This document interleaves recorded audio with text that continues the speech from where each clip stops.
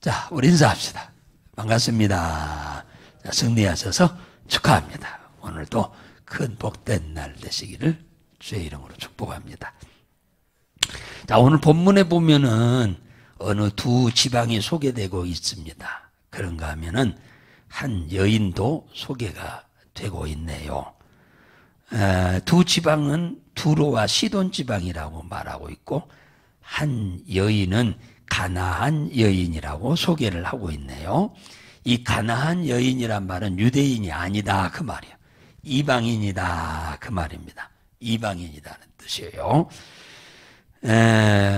이방인이란 말은 하나님을 안 믿는 사람들이었죠. 그들은 원래 가나안, 그러니까 쉽게 말하면은 이스라엘 백성이 애굽에서 들어올 때, 가나안으로 올 때 원주민이었던 사람들이에요. 얼마나 오랫동안 이방인으로 살았던 여인인데요. 이 여인이 예수님께 찾아왔단 말은, 불신자였던 여인이 예수님을 찾아왔단 말은 문제가 있으니까 찾아오지, 문제없는 여인이 예수님을 찾아왔겠어요? 하나님을 믿지도 않는 여자가 찾아왔겠습니까? 그런데 이 여인의 문제는 자신의 문제가 아니고 딸의 문제라고 그랬어요. 딸의 문제. 자신의 문제 때문에 예수님께 온 게 아니고 딸의 문제 때문에 예수님께 왔다. 자신의 힘과 능으로 해결할 수 있는 문제 같으면 예수님께 찾아왔겠습니까? 자신의 아무리 노력으로 해도 해결할 수 없는 문제니까 예수님께 찾아온 게 아니겠어요? 그런데 딸의 문제라고 하는 게 뭐냐면 흉악한 귀신에게 들렸다는 거예요. 잡혔다는 거예요. 귀신에게 잡힌 거예요. 아니, 어디가 부러졌다든가 어디가 아프다 하면은 의원한테 가서 치료라도 하겠습니다만은, 이건 귀신에게 잡힌 것이니, 붙들린 것이니, 이건 방법이 없는 거예요. 사람의 힘과 능으로 이 귀신을 떼낼 수가 없어요. 논에 가서 모내기 하다가 보면은 거마리가 이 장단지에 붙는데, 그죠? 장단지에 붙으면은 붙을 때는 잘 몰라요. 근데 그놈이 딱 붙어가지고 우리 이 피부를 뚫고 피를 빨아먹을 때 되면 따끔하지요. 그때 아이쿠 이놈이 왔구나 하고 뒤돌아보면 땡땡 이렇게 피 빨아먹어가지고 뚱뚱해. 그놈을 그냥 잡고 딱 띄면 피가 그 주둥이로 푹 튀어나오잖아요. 이게 거마리가 실제적으로 존재하는 거마리도 붙을 때는 감각이 없어. 근데 그놈이 들어와서 붙어가지고 피를 빨아먹을 때, 그때 행동을 할 때 그때서 느낌이 오는 거야. 귀신은 영적 존재이기 때문에 우리 안에 들어오거나 붙는다고 그래요. 붙는다 그렇게 말하는데, 이놈이 붙으면은 감각이 없어요. 영적 존재이기 때문에. 이놈이 들어와서 우리를 해할 때 그때서 느낌이 오는 거예요. 문제가 발생하는 거예요. 그때 문제가 발생해요. 그런데 이것은 영적 존재이기 때문에 사람의 힘과 능으로는 절대 불가능한 상황입니다. 그러니 이것이 운명이려니, 이것이 팔자려니 하고 그렇게 살다가 하루도 편할 일 없이, 귀신 들린 사람은 귀신 들렸으니까 제정신이 아니니까 이는 고통을 모릅니다. 귀신 들린 사람은 지가 귀신 들렸으니까 자기가 제정신이 아니니까 몰라, 고통을. 근데 문제는 같이 사는 사람, 이 부모들, 가족들의 고통은 이루 말할 수가 없지요. 왜? 이건 어느 정도 가다가 해결되는 문제가 아니에요. 평생 가. 이건 평생 가다가 이놈을 죽여. 이 귀신은 그 사람을 죽이는 게 목적이거든요. 그래가지고 지옥에 데리고 가는 것이 이들의 목적이기 때문에 이것한테 한번 붙잡혔다 하면은 절대 해방을 받는 것은 불가능한 거죠. 그런데 이때에 이 사람이 소문을 듣습니다. 소문을 들어. 소망 없이 살고 있는 이 어떻게 보면은 아이고 이 딸이 죽어버렸으면 하는 그런 마음도 생겼을지 몰라요. 하루 이틀도 아니고. 그런데 소문에 듣자니까 예수님이 날이면 날마다 이 동네 저 동네 돌아다니면서 온갖 병든 자, 귀신 들린 자 다 고쳐준다고 하는 사실을 들었어요. 전도를 통해서 들었습니다. 그래서 이 사람의 믿음은 보통 믿음이 아닙니다. 오늘 22절에 보니까 가나안 여자가 나와서 소리질러 가로되 주 다윗의 자손이여 나를 불쌍히 여기서 예수님을 다윗의 자손 예수라고 믿은 것 보면은 전도를 받아도 보통 받은 게 아닙니다. 상당한 전도를 받은 거예요. 그냥 한번 가봐. 예수님한테 가면 도와줄 거예요. 그게 아니고 굉장히 1대1로 앉아서 몇 날 며칠을 배웠는지는 모르지만은 이 성경을 굉장히 잘 꼼꼼하게 배운 여자입니다. 이 여자가 이방 여자인데 유대인들한테 이런 말을 듣고 싶지도 않을 텐데 들을 수밖에 없는 이유가 왜? 다른 방법으로는 딸의 문제를 해결할 수 있는 길이 없는데 이 예수를 만나면은 해결할 수 있다고 하는 거예요. 예수께 간다고 해서 다 고쳐주나요? 아니요. 믿음 없이는 안 고쳐줘. 믿음이. 오늘 가진 믿음일지라도, 어제 가진 믿음일지라도, 믿음이 있어야 주님은 도와주지, 믿음 없는 사람을 도와줄 일이 없어요. 그러니까 상당한 신앙 교육을 받은 여자예요. 그래서 예수님 앞에 가면은 반드시 내 딸의 문제를 해결해 줄 것이라고 믿고 찾아왔네요. 그래서 예수님 앞에 내 딸이 흉악한 귀신이 들렸나이다. 이 흉악한 귀신이 들렸으니까 이 딸의 행동이 흉악하다 그 말이요. 그냥 차분히 앉아있거나 차분히 잠을 자거나 그런 정도가 아니지요. 온 동네를 뒤집고 다니는 아주 그런 아주 흉악한 행동을 하고 사람들한테 손가락질을 당하고 많은 피해를 주는 그런 모습을 갖고 있는 것을 여기서 보게 됩니다. 그런데 소망 없던 이 여인이 한 사람의 전도를 받고 그가 예수 그리스도를 믿고 믿은 것으로 끝나면 아무 소용없어요. 예수께 와야지. 자기 문제를 가지고 예수께 나와야지.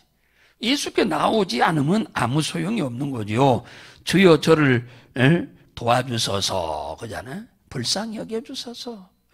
불쌍히 여겨달란 말은 도와달라 그 얘기지 않습니까? 그런데 이야 이거 참 대단한 예수님은 이 모습을 보고 듣고 아무 감각도 없이 들으셨는지 안 보셨는지 그냥 관심도 하나도 없는 거예요. 제자들이 보니까.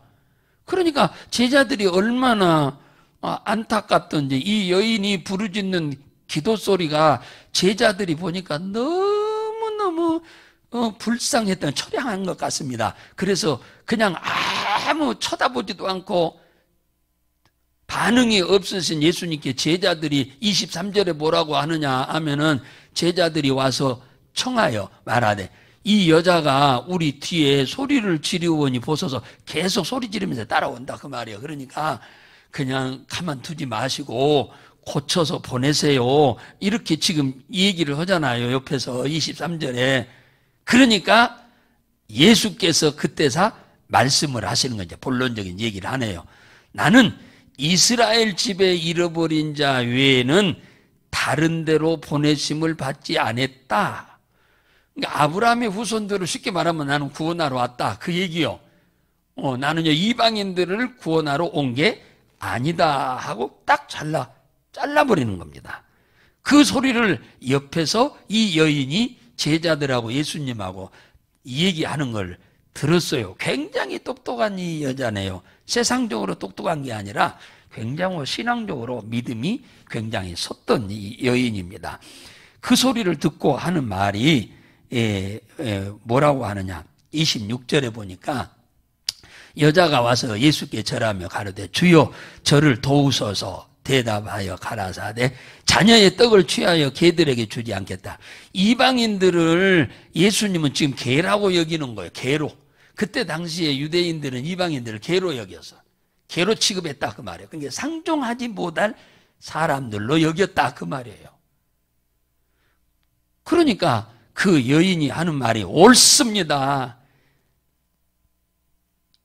저는 이방인들은 다 그때 당시에 다 개라고 했어요. 개처럼 여겼다 그 말이에요. 상종하지 못할 자로. 개들도 제 주인의 상에서 떨어지는 부스러기를 먹나이다. 이 말은 무슨 말이냐면 이스라엘 백성들에게 주실 것에 은혜 주실 것에 부스러기라도 나에게 주십시오. 이렇게 나오는 거예요. 개는 주인의 상에서 떨어지는 부스러기를 먹는데 나를 개처럼 여기시거들랑 이스라엘 백성들에게 주시는 은혜의 축복에 부스러기라도 나한테 주십시오라고 이렇게 이 여인이 겸손하게 나오니까 예수님께서 뭐라고 하느냐. 여자야, 네 믿음이 크도다. 내 소원대로 되리라. 그잖아요. 이 딸이 딸 문제가 아니지 자신 문제였으면 예수님께 안 나왔을지도 몰라요. 자신 문제 때문에. 자신 문제면. 근데 딸의 문제이기 때문에 이 딸은 시집도 가야 하잖아요. 고쳐서.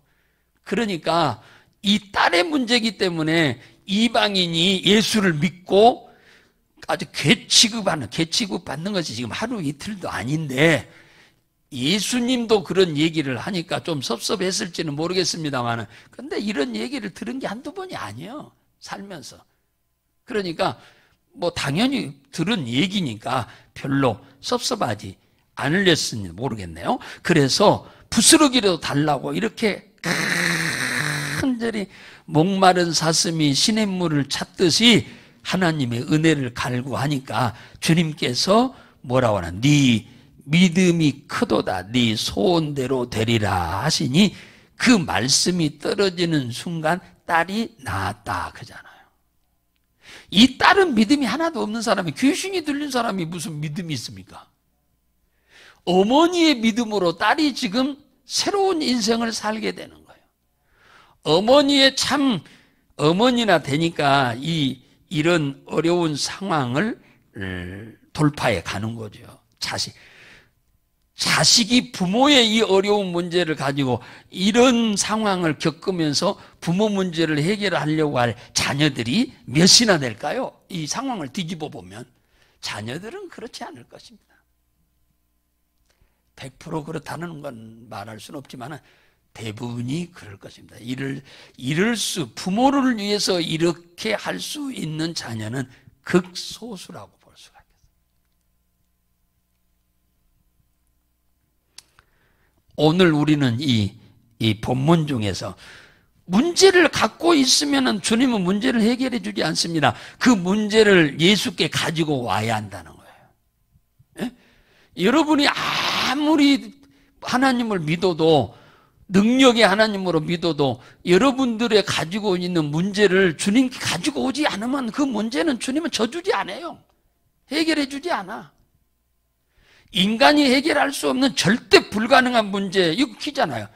그럴지라도 이 문제 가지고 주님께 오니까 주님께서 그의 기도를 듣고 그의 믿음의 기도를 보시고 그 인내함, 그 멸시받는 그런 참 무시당하는 것 같은데도 인내하면서 그 실족하지 않고 시험에 들지 않고 기도하는 이 여인의 모습에 주님도 탐복했다고 안 그럽니까? 그래서 그 여인의 기도 제목을 해결해 주는 내용이 나옵니다.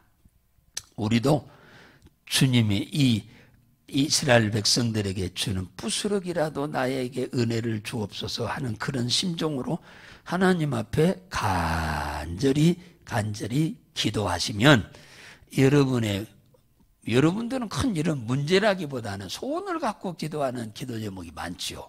그러니까 굉장히 행복한 거죠. 이 여인은 지금 당면한 문제를 갖고 왔고, 우리들은 이런 문제를 갖고 오신 분보다는 소원을 갖고 오신 분들이 많잖아요. 앞으로 이렇게 잘 되어지기를 바라는. 그러니까 얼마나 감사한 일입니까?